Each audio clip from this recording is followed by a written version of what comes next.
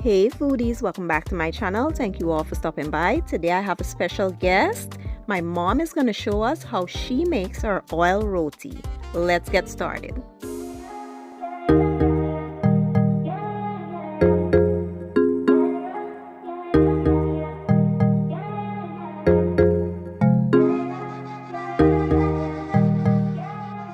Okay guys, meet my mom. Her name is Jennifer, and today we'll be making some Guyanese style oil roti.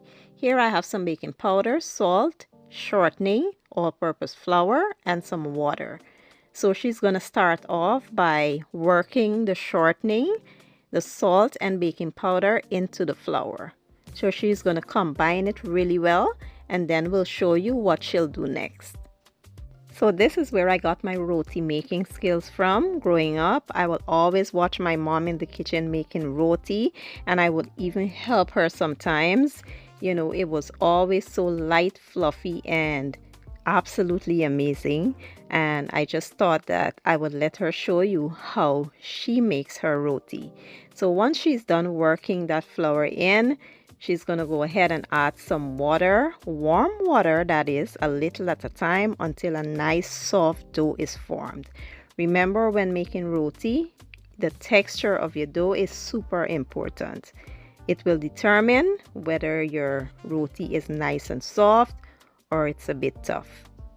Once she's done, she's going to go ahead, add a little bit of oil over top of the dough and then cover it and allow it to sit for about 15 to 20 minutes.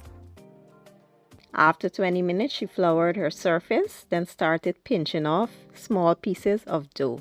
You can make these as big or as small as you like. It all depends on your personal preference or the size of your tower.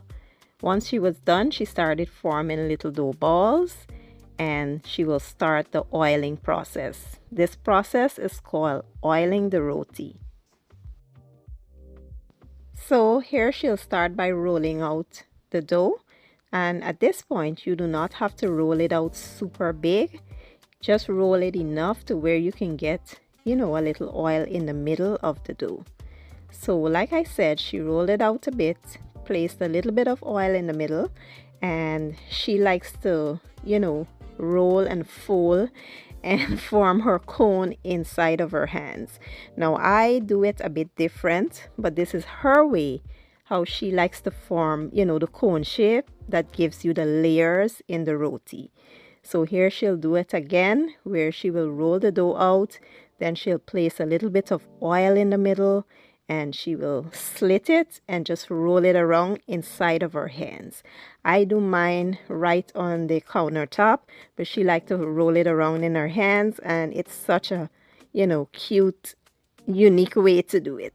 So she will continue this process with all of the dough balls, and once she is done, I will show you what we'll do next.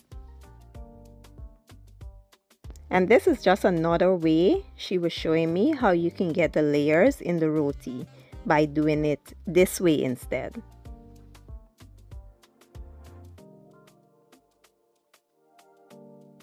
Once we were done oiling the roti, we cover with a kitchen towel and allow to sit for 15 minutes. After 15 minutes, she began to roll them out. You want to roll them out into the size of your tower.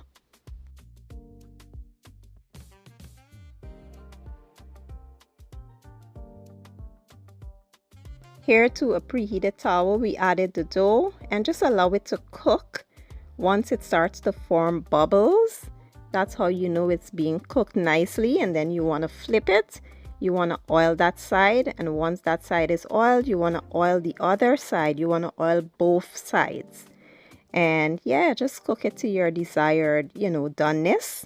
Some people like their roti brown and some don't like it brown. Just cook it, like I said, to your preferred doneness. And once it's done, you just remove it. It's super simple, guys. Making roti, once you get the art, it is super simple. Once you remove it from the tower, you want to clap it. You could either do it by hand, or you can use a bowl or a mug and shake it.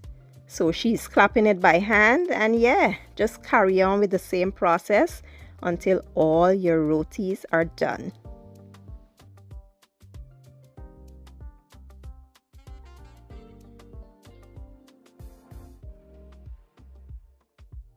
And today we served the roti up with some fried pumpkin and shrimp. This is my absolute favorite.